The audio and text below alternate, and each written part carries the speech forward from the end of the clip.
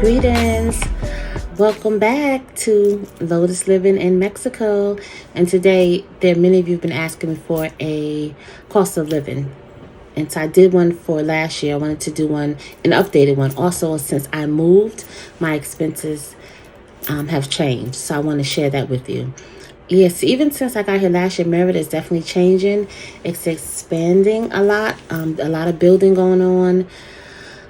I just hope it doesn't lose its charm. And so I doubt that it will. Another thing that happened is, it's going to change. We just don't know how yet. And there's been lots of people who've been coming to Merida for lots of reasons. And so Merida's population is about 1 million, and it's the 13th biggest city in Mexico. So there's that. And still the safest. And so many people come to Merida for refuge from other parts of Mexico, like I said, and just for peace and healing and restoration. So it has definitely been that for me. Not sure if this is the last stop, but it's going to be, I'm here for now. So that's what it is. And so, and Merida is not for everybody. Some people can't do the heat in Merida. And so there's that. So you have to make your own decisions. But when people ask how much does it cost to live in Merida, I mean, that's a huge question. And it has so many different variations, or so many things that go into cost, which is so different for everybody and so subjective, right? So I'm going to answer it based on roughly around what some of my expenses are, but they're different person to person. So when you ask that question, it really depends on how you want to live, where you want to live, like all these things we talked about. And Merida is as central, which is downtown, which has a lot of the old historic buildings. Old Spanish designs are beautiful. Lots of colorful tile, and just the beautiful architect is there. So a lot of the homes, older homes are there. In the north, more it would be considered like in the States, some suburbs, which all are broken out into neighborhoods. And so which all still have their own difference and all have their own separate charm. So there's really not a cookie cutter answer when people ask, how much does it cost to live in Merida? It's like asking how much it costs to live in the States. Like, that's not just a quick answer. And so people ask that like that's just an easy answer that you can answer. So anyhow, I'm going to take a stab at it like I did last year and give you what some of my basic expenses are, cost of living, and that kind of thing, right? So here we go. So first of all, from what my research is that rents tend to rise about 8% each year in Merida, right? And so I told you the north is a suburb. So rent is still going to be your biggest living expense, largely. It can range anywhere from $300 to $400 US to $1,500 US, depending on how and where you want to live. Mexico in whole is very, in general, is very noisy. And so in Central, it tends to be a little more noisy than some areas of suburbs in the north. However, depending on your neighborhood, it could be just as noisy. There's lots of dogs, lots of stray dogs in the streets. In some neighborhoods, now where I live now, you can hear some chickens. So it just depends on where you are. So it varies. So you have to really have your questions about where you want to live. Do you want a quiet place? Do you want it to feel like the city? Do you want it to feel like the suburbs? Also in the suburbs in the north, you have access to the big box places like Walmart. You have the malls. You have Costco, Home Depot. You have Office Depot. And so you have some of those things further out in the neighborhoods in the north. You have lots of restaurants, but there's lots of restaurants down in Central also that are in walking distance. Some neighborhoods are very walkable, and some you'll need a car. So it just depends. It gets a little less expensive moving further outside of our peripheral. I know I'm tearing that word up, but outside of our main highway, it gets a little less expensive. And there's lots of cities that are developing outside of our highway that may be a little less expensive, but a little further out away from the city and from Central, right? So there's that. So again, it's just keep that in mind when you're asking how much does it cost to live in Merida, or really anywhere. Like, there's so many things that go into cost. So rent, again, like I said, varies of what that can cost. I will show you a picture of some spaces and some costs, what that looks like. In another video, I have a video of different apartments and some price ranges, so you can get an idea of what things look like and what the costs are. With my costs, I pay about 16,000 pesos for my rent. I have a 2-bedroom, 2-bath apartment. My electric is $150 US, and that's for 2 months. So roughly about $75 a month for my electric and gas. My Wi-Fi is still about 50 US dollars a month. But I've had to add another Wi-Fi in the rooms in the back for my office because it's not going through the walls. So I've added more. So I've upgraded my Wi-Fi because I needed that for work.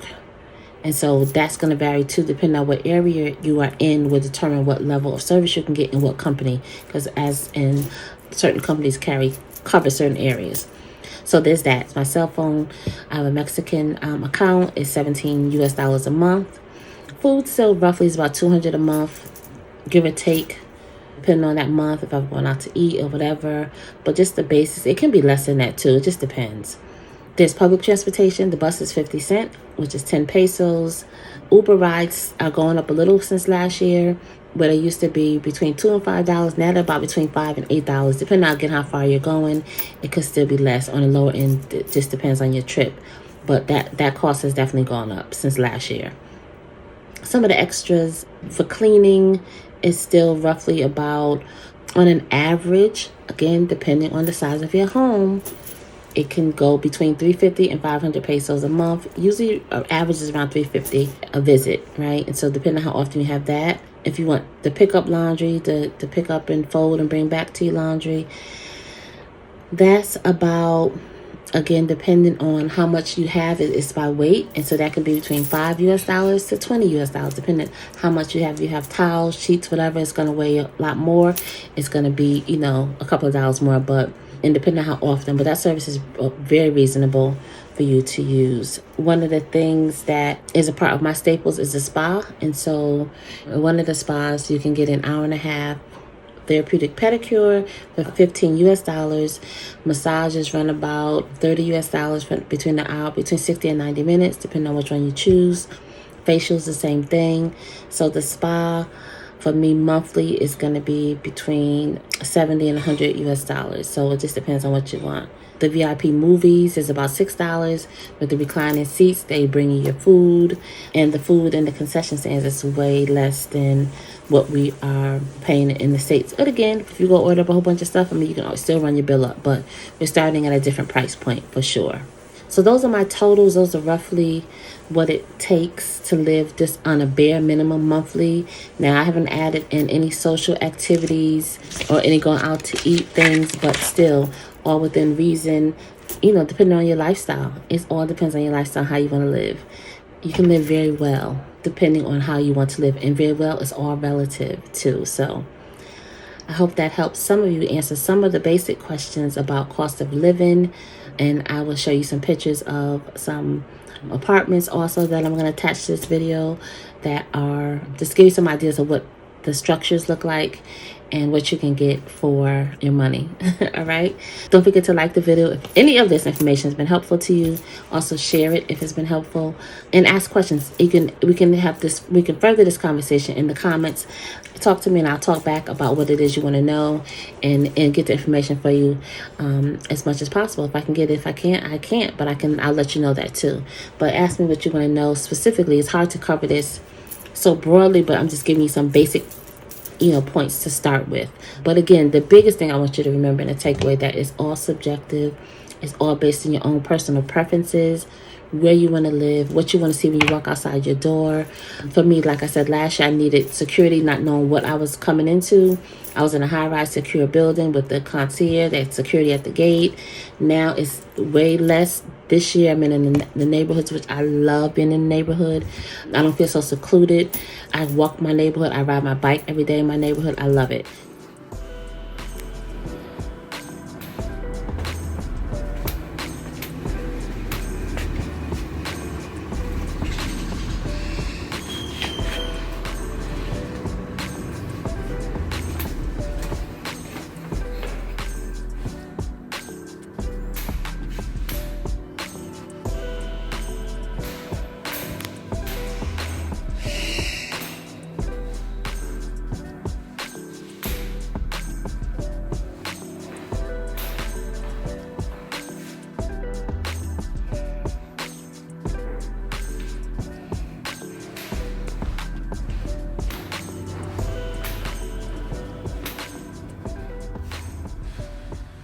So there's that, and I still have a a gate you have to come through, but there's nobody manning the gate.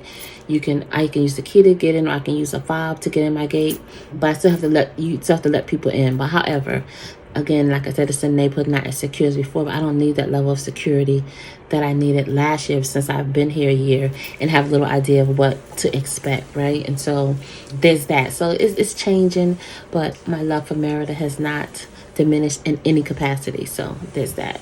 And I am still surviving and thriving with the heat. So it's still all good. But again, Merida is not for everybody. This channel is not about selling Merida, just giving you some ideas about living abroad, for me, what those expenses look like. And so I hope some of that was helpful for you. And I will see you on the next upload. Peace and light.